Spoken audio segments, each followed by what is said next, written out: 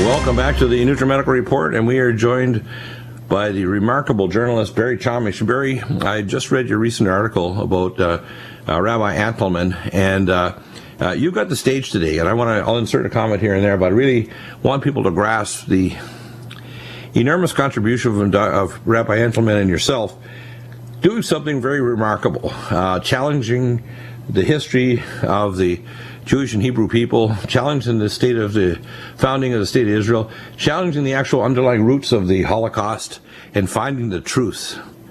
And again, the truth can set you free, but it may be very ugly when you dig it out, just like digging out an abscess or tumor with its tendrils. And you have been brave enough, and so has Rabbi Antelman, your mentor, to find this truth. And, without fixing the history, we can't save the people that are in the State of Israel. We can't save America, who is our strongest ally. And we can't get rid of what I call bad history, which is leading to bad decisions. So, Barry, it's your stage. Let's tell the whole story about Rabbi Antelman and what's happened. That article you read was very touching, and I'll post it up.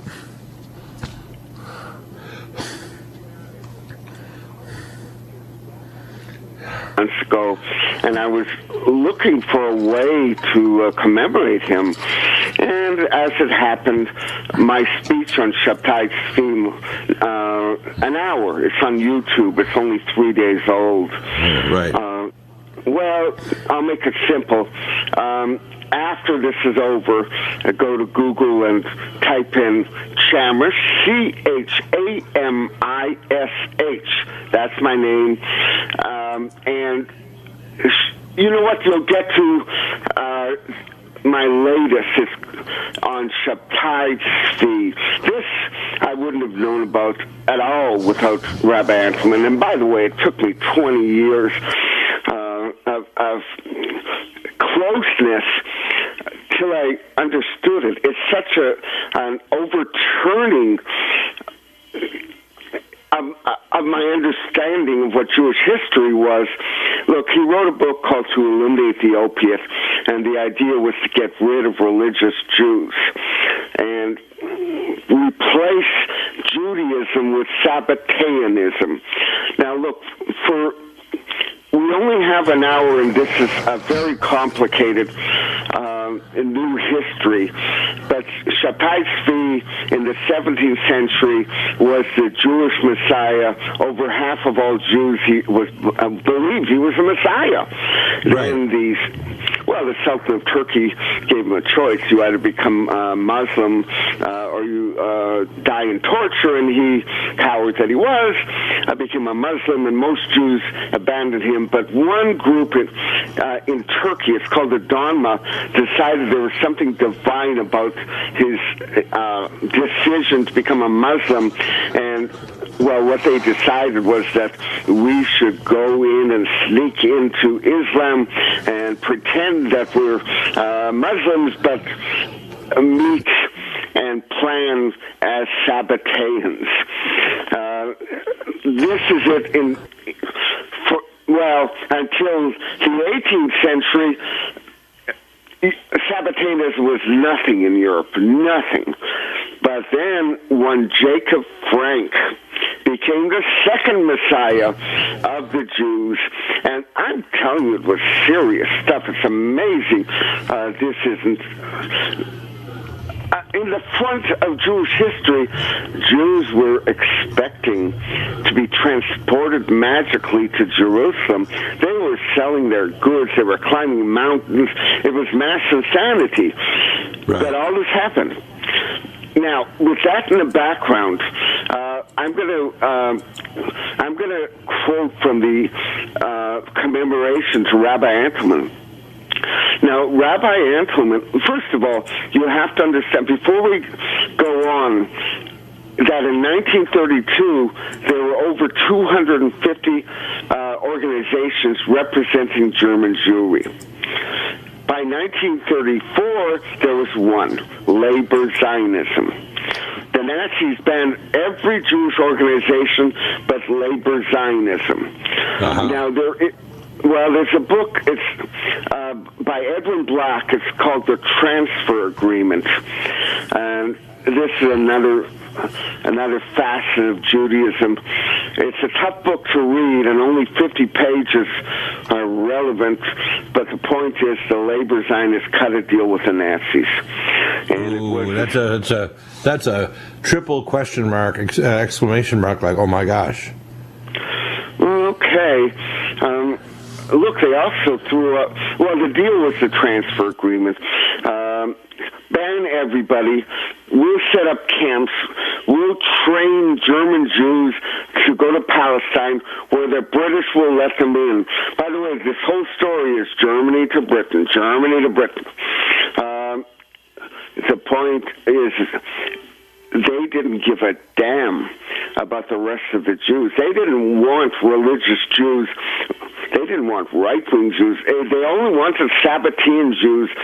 You can call them socialist Jews. There are other names. But all the rest of the Jews could go to hell. And that's what happened. Wow. They got about 80,000 to Palestine that they had trained.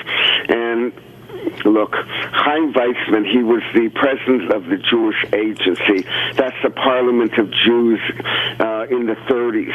In 1933, they cooked up an excuse to throw the right-wingers out and the religious out. It was called the Arlazarov affair. I won't dive into it right now. Representing all the Jews of the world were the Sabbateans, led by this Chaim Weizmann. Now, I'm going to tell a history, and you're not going to know it. And frankly, I'll do my best, okay? But you know what, Barry, I want to add one little exclamation here. You're so brave when you brought this up. We've had you on over the years of this program. In many countries, what you say, or even trying to say, even though you're Jewish and you're describing real history that can be documented, you'd probably be imprisoned or at least sanctioned journalistically at the very least. I ran from Israel. What are you talking about? I was very close to being rubbed out. I ran from the place. Yeah, I know you've told me that they tried to kill you formally at least 3 times. At the end, it was very, very serious.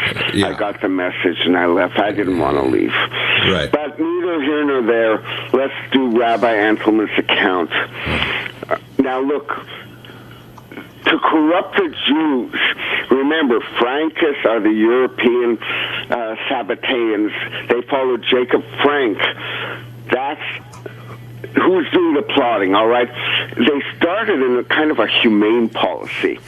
It's lots of undertones, but this is where the whole story of the beginning of the end of Judaism was the Enlightenment. And that, listen, if you're a Jew, the Enlightenment was a wonderful thing. You were enlightened. In the background was Rothschild money and Jesuit power. And all of this sounds like major conspiracy names. Look, the fact is that they financed someone named Moses Mendelssohn. He was a Jewish apostate in Germany. And by the way, when Napoleon was financed to liberate Jews wherever he conquered. Now, from Germany, the reform and conservative movements were financed. They went from Germany to Britain to the United States. Practically every synagogue west of the Mississippi is reformed. Oh, I hear the music. Keep that music. We'll be right back.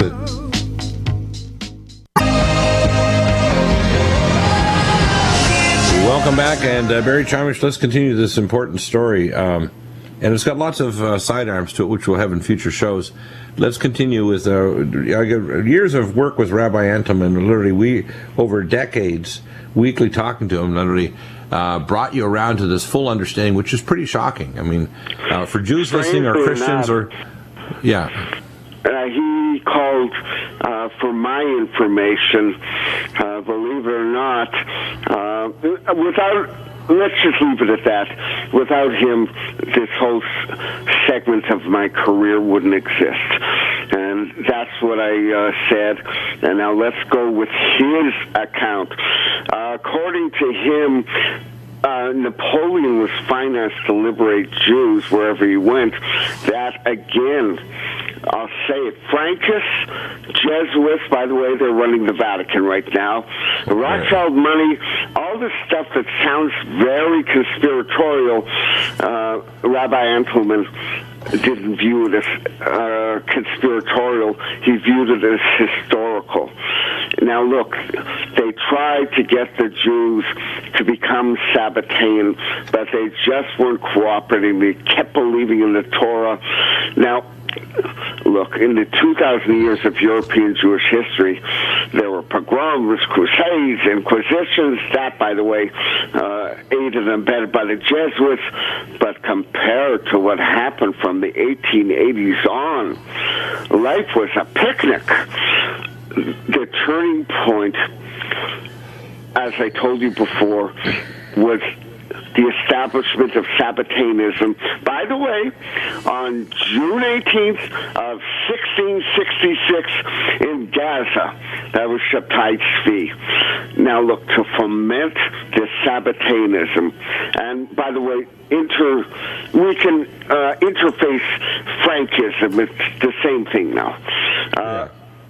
What their plot and plan was to make life so intolerable for your Jews that escape to Palestine would appear to be the best option. Right. So you had the Cossack pogroms, and they were nasty stuff. The Khmelnytsky pogroms, I think, killed 100,000 people. That was the Cossacks. Oh, I'm not going to go into how the Jesuits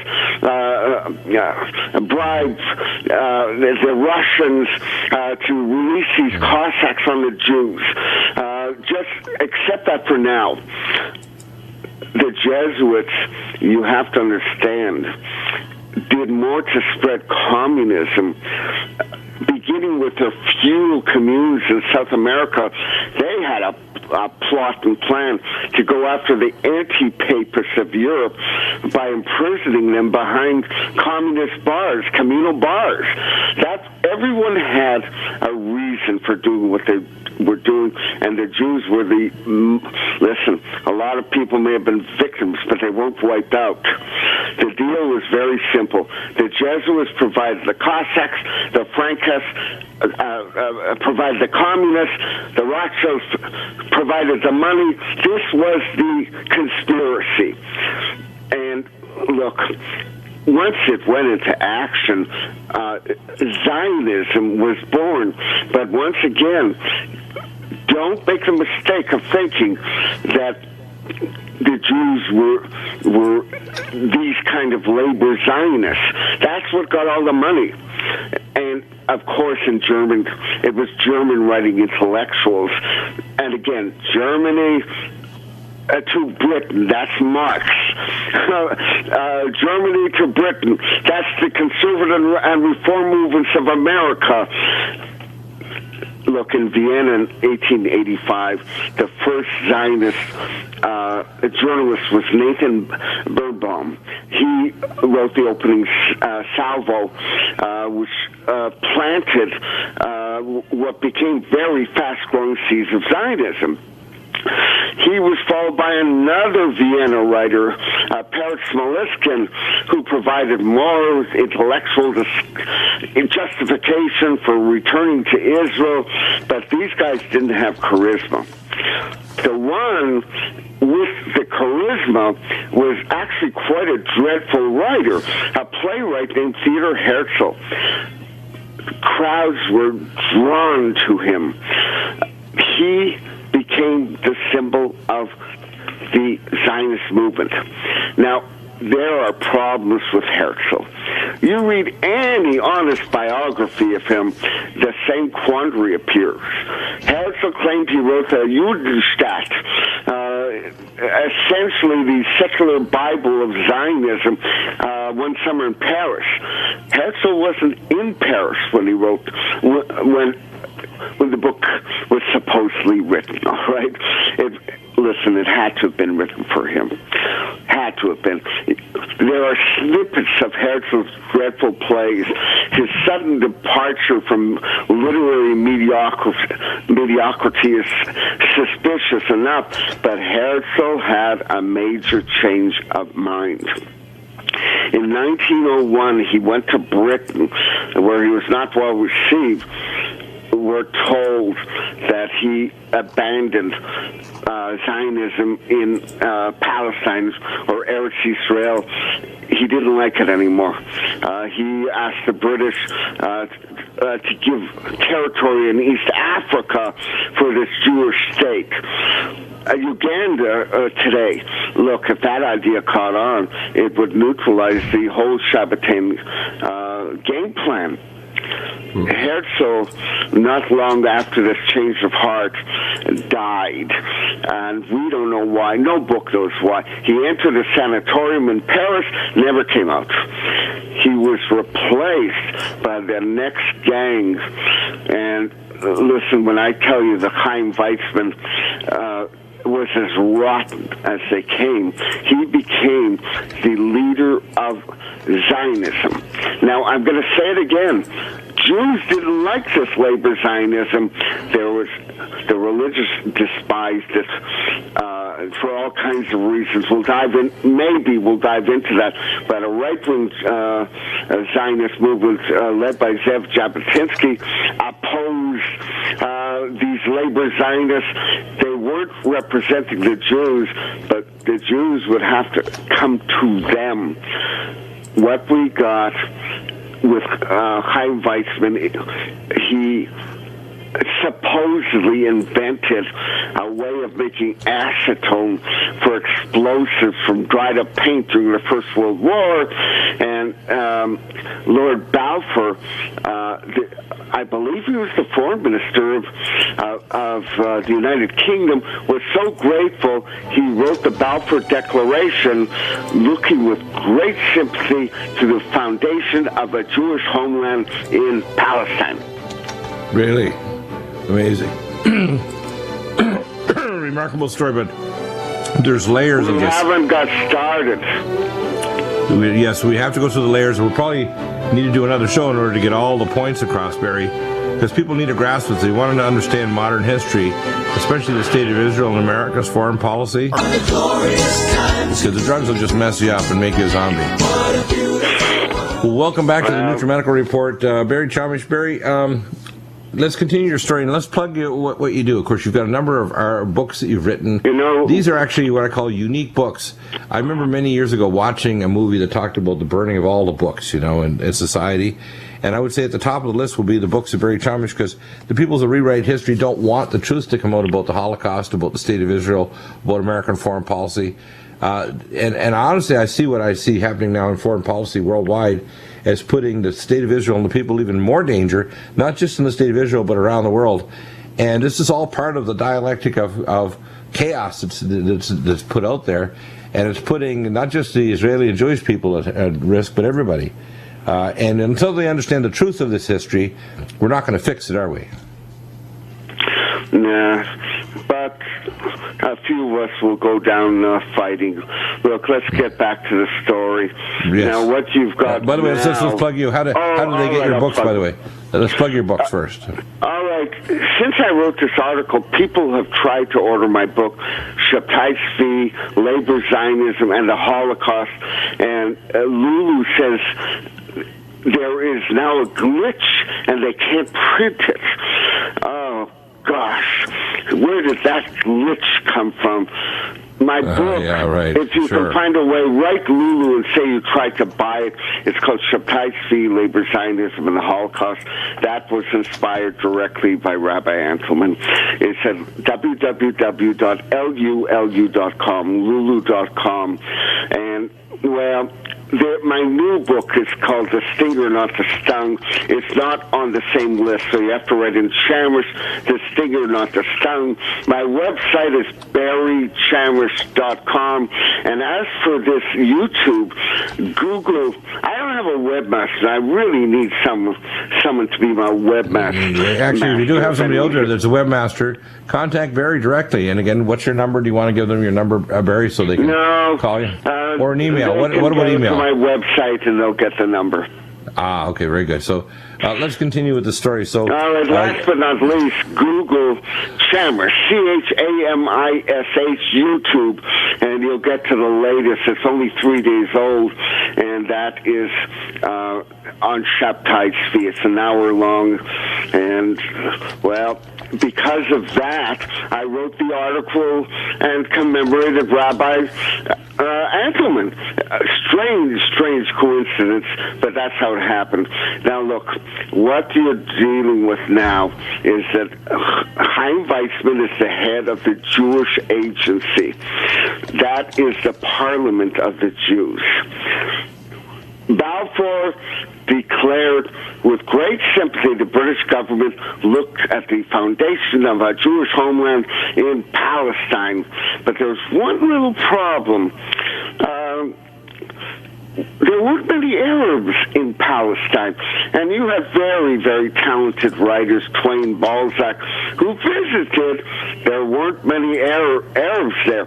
They came after the British walked in and made something of a successful economy out of the place. But the fact is that religious Orthodox Jews were the majority in the major cities of Palestine, Jerusalem, Sfat, Tiberias. They were the majority. Now, these Sabbateans hated the religious, hated them. They were, listen, they may have been Nazis, the way they looked at them. They appointed, once again, the Sabbatean Jews appointed their rabbi, Abraham Kook, to be the first chief rabbi of the new Eretz Yisrael. And what he did was just strip the Orthodox Jews of their real estate and political rights. It was total war on Jews from something sort of Jewish. Remember, Sabbateanism said that the Torah is right in its opposite sense. That was their philosophy. Look, what does that mean? It means do not murder becomes do murder. Isn't that crazy? And it's so evil that most of the real straightforward Jews knew it totally violated the Torah, and they couldn't do it. I mean, with all the pressure on them, they just couldn't do it, could they? Nope. Sure couldn't. Look, Rabbi Antelman goes on documenting the end of the Jews in Europe. He starts with President Woodrow Wilson. He was thoroughly corrupted by the Frankists, and I guess you get Rabbi Antelman's books by his agent, Colonel House. Wilson put an end to America's open immigration policy. Until then, most European Jews who were under such pressure and such poverty, they rejected Palestine as an escape route. They mostly went to America. That route was cut off. That was it, all over. Now you jump to 1933. This is the year the transfer agreement is signed. Less than 1% of German Jews support this Zionism. Many tried to escape all through the 30s to ports in Latin America, North America, all turned back. People always wonder, why didn't anyone want Jews? They were actually good for their society. They brought with them money and resources. There was an international order that any German Jew who rejected Palestine as his refuge would be shipped back to his death.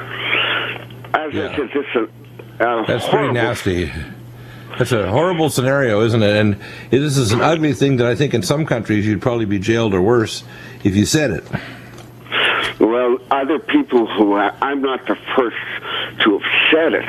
Right. Ben Heck and his perfidy describes how the Jewish Agency in 1944 sent their agent, Rudolf Kastner, to Eichmann in Budapest and got 3,500 Sabbatean Jews, or people Sabbatean Jews wanted to come to Israel. They got visas. All the rest were sent to death. Look, the fact of the matter is Eichmann didn't understand this. He wanted 700 trucks to get us loot out of Hungary, whatever he wanted them for. All you Jews, 600,000 more for 700 trucks. They couldn't find the money for 700 trucks. Look, what happened is Ben Heck was run over on a sidewalk in Manhattan. That's how he died. And then hero perfidy, thank God before he died, Adolf Eichmann was brought to Israel. The only Nazi ever convicted in Israel was Adolf Eichmann. He was put in a soundproof booth. He couldn't make any objections. No one would hear. They had to get him out of the way. He knew that the labor Zionists sentenced 600,000 Jews to a horrible, demeaning, humiliating death. He had to be shut up. They went to tremendous trouble. That was the only Nazi Israel ever convicted. Yeah, that's ever wonder about that? That's a remarkable situation, isn't it? Nah, once you get used to it, it's just the way things happen. What's remarkable is the myth that's taken hold. That's what's remarkable, and it's not going to stay around forever. Now, the situation right now is extremely dangerous. We've got hundreds of thousands of missiles that literally Israel can't defend against with Iron Dome, the Patriot 2 system, and the Green Time radar system. I mean, I put out a crazy notion. I don't know if it makes the validity, but I think Israel should be annexed. We should properly take over control of the state so it doesn't end up literally committing suicide.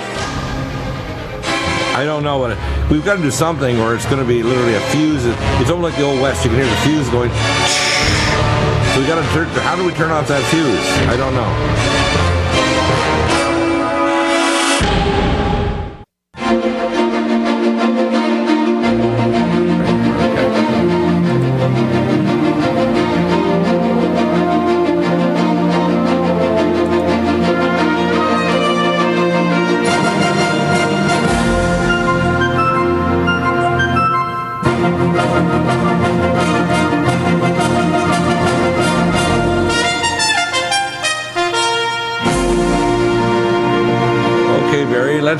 Let's get into this a little bit more deeply. Can you kind of summarize what you think is happening? And obviously, things aren't going to be defusable.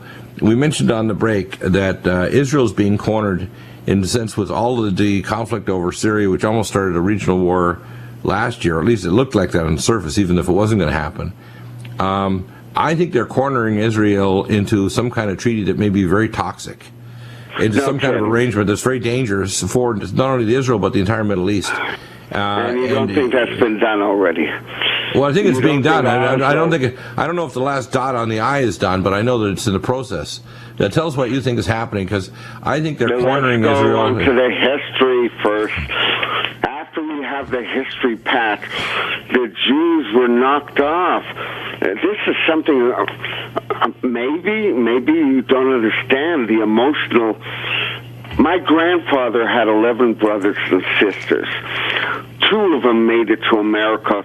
The others died in the camps or were shot in the forest, one after another. I would have a large family. I would have people directly related. They're all gone, and they're never coming back. The problem with Israel right now is the next Holocaust is you can't defend against a massive missile strike. Right. It's all. I know a little about this. I handle missiles. Yeah, you're a missile guy. The question is, can you divide the Arabs in their own little civil war so they don't pick on Israel? I don't know what is going on, but this is all being mucked up in the Middle East. The whole place is a civil war right now. And nobody is just going to walk out of it and go back to the good old days. Right. Now, look, you have to go back to the transfer agreement. Edwin Black wrote let's just put it this way, he doesn't talk about that book anymore. Let me tell you. The point is, what was the transfer agreement? The Jews would be indoctrinated, the German Jews, after banning all other Jewish organizations and being stuck with labor Zionists. Some caught on it's the only way out of Germany. They were indoctrinated into Bolshevism. These are professionals, doctors, lawyers, and now learning to be farmers. And after they graduated with British approval, they were transferred to Palestine. Most of the Jews they wanted were in Palestine when the British banned further Jewish immigration and the war started. This was all incredibly timed. Well, the labor Zionists, now again, Chaim Weizmann said this innumerable times from 1935 on, that the Holocaust, he used the word Holocaust, Shoah, is coming, and possibly only 2 million Jews will survive, but they will be strong and good for Eretz Yisrael. He knew. And during that war, the labor Zionists sent Rudolf Kastner to Hungary, where you could have saved 600,000 for 700 trucks. He got his 3,500 out, sent the rest to their deaths. Jewish history. Everyone thinks Germans, it was all Germans. The problem is there could have been worldwide boycotts. That's where the right-wing Zionist Zev Jabotinsky was pushing. You could have formed a Jewish army in Europe to stand up and fight. The Jewish right was pushing that. They were all thrown out of the Jewish parliament, that is the Jewish agency, in 1933.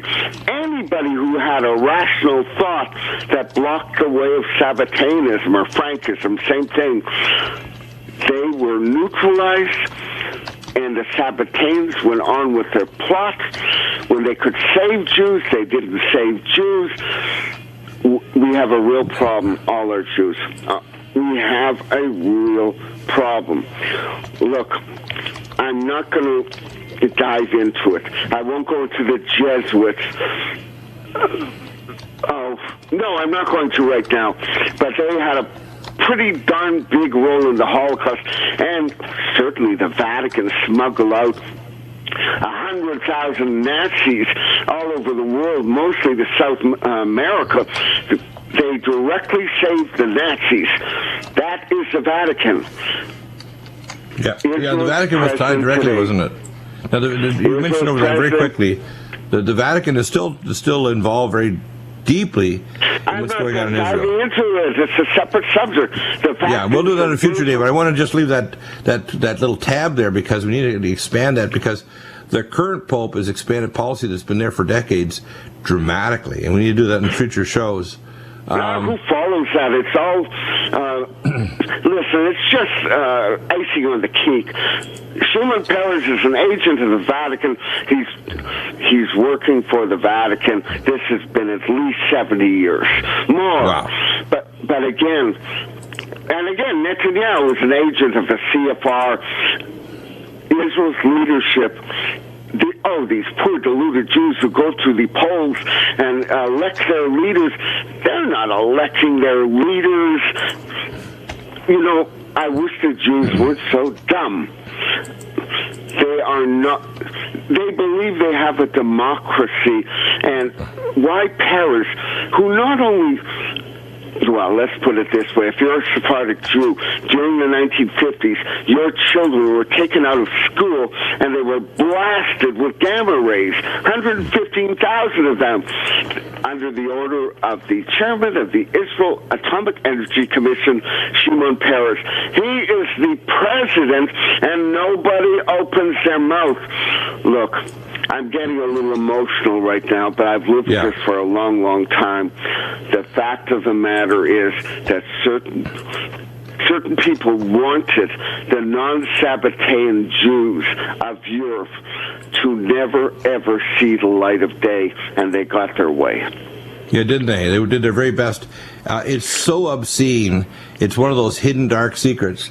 And again, the fact that it's the exact opposite of the Torah shows how important the Ten Commandments were in the Torah. The Jewish people have always been called the people of the book. And that's the reason why they've been such a target through history. It's really pretty obscene. We know that the state of Israel, ancient Israel, was broken up into the northern 10 tribes and the 2 tribes of that's so irrelevant. Look, without diving into that, your listeners can hear me talk, and you too. Go to my speech on YouTube. I got the links all up there. I actually posted up all the links from all your YouTube page, and so that people literally can go to our NutriMedical page and actually see all the YouTube links for all your talks, including previous shows you've done here and elsewhere. It's pretty extensive what you've done in your books. These are essential reading. If you really want to understand what we're doing as a holistic whole here at NutriMedical, which is not just to heal your body, but to heal your idea of what's going on in your world, you need to read and listen to Barry. If you don't understand what Barry's teaching and what's in his books and how it connects with people like Rabbi Entelman, you're not going to understand your world. You won't. And if you don't understand the Dogma and all these other things and the history of the Jews, you're really not going to understand why things are the way they are right now. Well, as I said, I'm not alone, and I'm not a pioneer. There were brave Jews. They did tell the truth, but they were smothered. And by the way, I'm in that list. My life has been very, very rough. My friend Joel Bainman doesn't live in Israel anymore. We were both very patriotic Jews of Israel at one time. Then we found out stuff, and then they got us. Yeah. That's the way life went for anyone who opens their mouth about this. Well, you sought the truth and you found it, and you're teaching many others, Barry. I'm very proud of you, and I'm proud of Rabbi Entelman, what he did to mentor you over all these years. Read the article, go to Barry's website, his YouTube links, go to Lulu, and complain to them so they can get a copy of the books. Right. Thank you, Barry. Shalom and I just wish him rest in peace. Yeah, absolutely. Shalom, everyone out there. Take care and take action. We'll be back tomorrow. And Barry Chamish, a hero in my books. Tomorrow we're going to have an amazing discussion in the first hour about preparedness with Amy and PrepareWise. Ryan will be back, and Tim Alexander, major geopolitical historical analysis, Chris Harris, and I'll be on the second hour of the Rense Network as a show tomorrow.